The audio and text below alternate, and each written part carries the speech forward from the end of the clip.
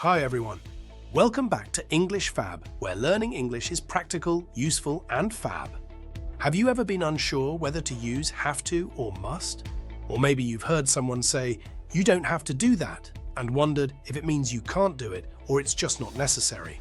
Many English learners find these small differences confusing, especially when talking about rules, responsibilities, and obligations. In today's lesson, we'll break it all down. We'll cover the different ways to use have to, including expressing necessity, following rules, and talking about responsibilities. This lesson follows the grammar introduced on our English Fab website, so you can review key points anytime. If you find English difficult, don't worry. You can translate the subtitles into English and your own language like this. Check the description below for extra details. So, let's get started. In this section, we'll go over the 4 key ways to use have to with clear explanations and examples. Let's dive in. 1. Expressing obligation or necessity. We use have to when something is required or necessary. It's not optional. Example: I have to wake up early for work. This means waking up early is a necessity, not just a personal choice. Another example: she has to take medicine every day. This shows that taking medicine is something she must do. 2. Talking about rules or laws. Use have to when referring to official rules, laws, or regulations.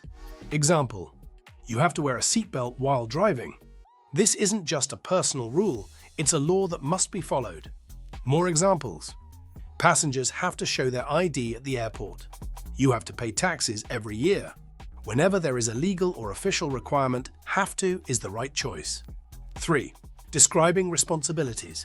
We also use have to when talking about tasks or duties that need to be completed. Example: she has to finish the report by tomorrow. This means the report is part of her responsibility. More examples: I have to clean the house before guests arrive. He has to prepare for an important meeting. If something is part of your job, schoolwork, or daily tasks, you can use have to. 4. Expressing external obligation, not personal choice.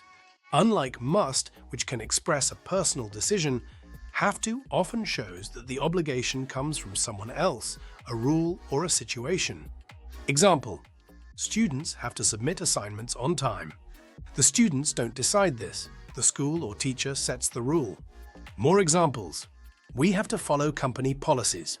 He has to attend the meeting because his boss asked him to. If the obligation comes from outside forces like a workplace, school, or government, use have to.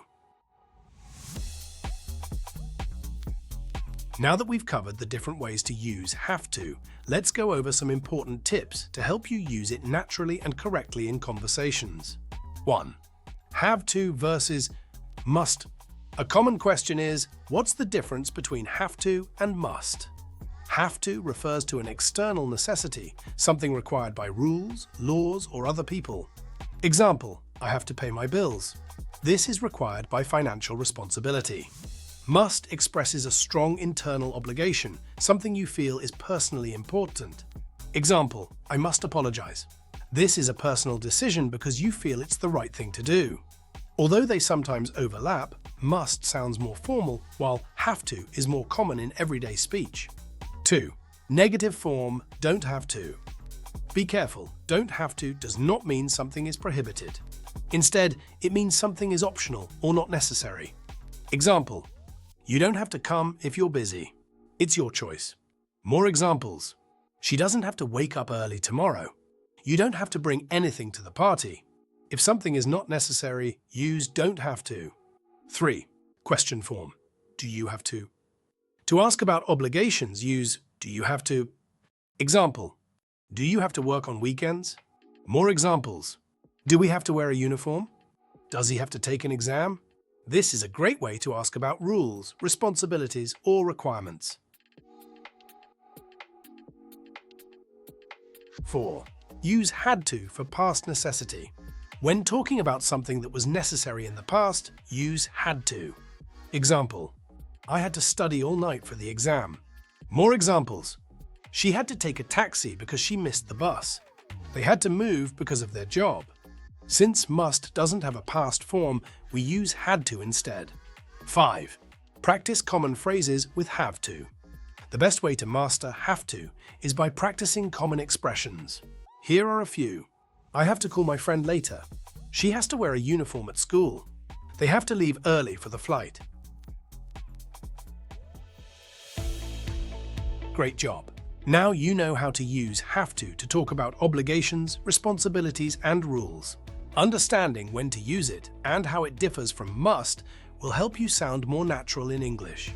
To improve even more, try thinking of a few things you have to do every day and say them out loud.